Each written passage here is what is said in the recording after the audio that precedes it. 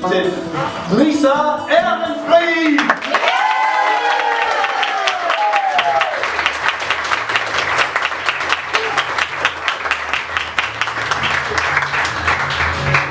Hi, my name is Lisa. I work in circular economy. I live in a fully insulated home and I grew up in Germany. Anyone else here who grew up outside of Australia? Woo! I don't know about you, but I realized that leaving my roots behind, I noticed that what I consider to be normal is actually not at all normal anywhere else in the world. Take our recycling habits. Growing up in the small town of Neckarsulm, in the basement of our well-insulated home, we had an entire floor wall, just ceiling shelf, dedicated to just one purpose: recycling. Good, efficient German recycling. So we would sort our rubbish into PP, PS, PP, soft plastics, skins, white glass, brown glass, paper, cardboard. And we would also collect milk bottles, beer bottles, glass bottles, juice bottles, all for the container deposit scheme. That was in the 1980s. So can you imagine my joy a few weeks back when the container deposit scheme finally arrived in Victoria? It was like a reunion with a long-lost friend from childhood. Hello, beloved deposit machine. Let me feed you a bottle. And another one. Ka-ching, here comes my money back. Thanks, Machini. Until next time. But I digress. So, growing up, every weekend, my dad and I would stack our neatly sorted rubbish into the back of our VW. Aussie dads take their kids surfing on the weekend. My dad took me to the recycling Hof. So Hof is a three-letter German word for yard. Not all German words are long. Going to the recycling Hof was actually just as thrilling and unnerving as surfing between sharks. Seriously, because the recycling Hof was manned by a very strict, scrutinizing scout. Achtung! This container is not very well washed! Stop! Don't mix the PE and the PS! I'm not missing that at all. But, to be fair, the recycling worked. And in a world where only 10% of resources are being reused, we could actually do with more of that. Today, the recycling Hof in Neckarsulm, I checked, has a 4.7 star rating on Google. By 30 people. And according to their feedback, they still check on your containers and wait for it with a smile.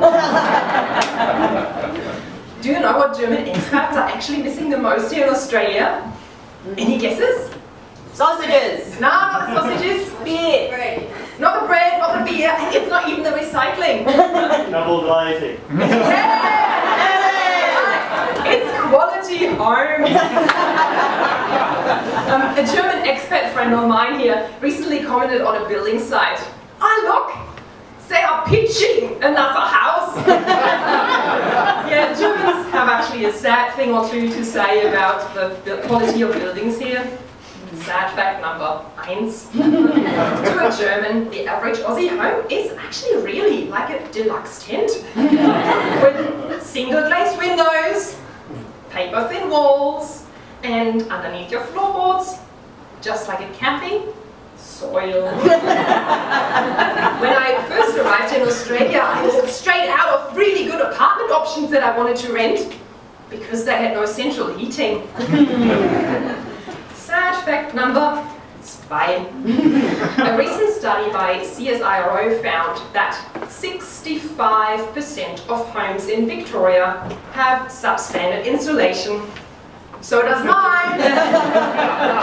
So in winter, every morning, I'm really grateful for fantastic Aussie inventions such as Ugg boots, and a ridiculously thick thermal dressing gown. As I run up on my daily polar expedition to the kitchen.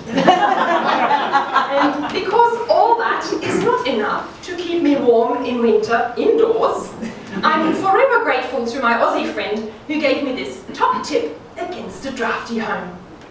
Don't worry about them drafty windows, mate. Just put up your hoodie, she'll be right.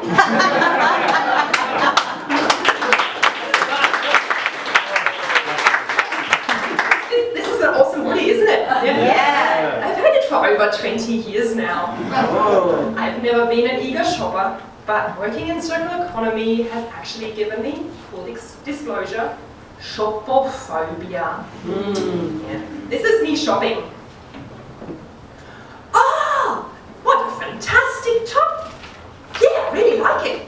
But, oh damn, it's not organic cotton, and the brand has only a C rating in my sustainable shopping app. But it's so pretty, and it's polyester, so it doesn't need any ironing, so I'd save lots of power, right?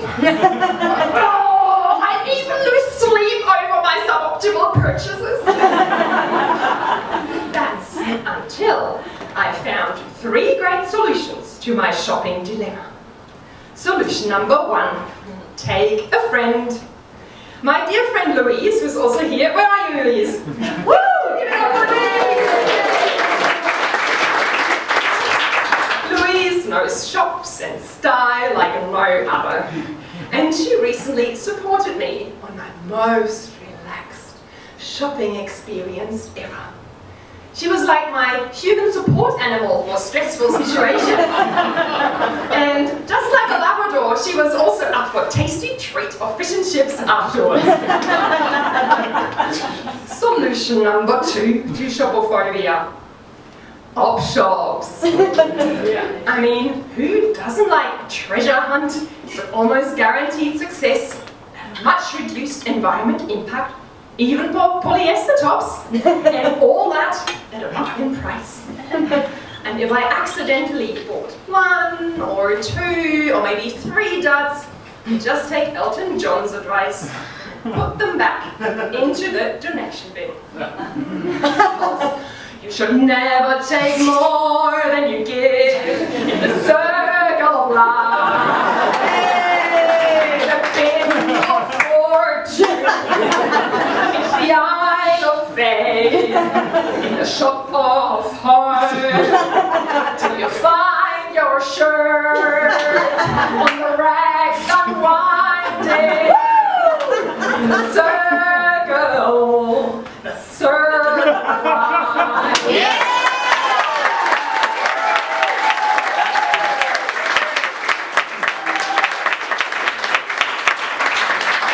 However, if all that didn't work, and I still really want to buy this environmentally evil new polyester top, I'll now justify it with solution number 3, family offsets.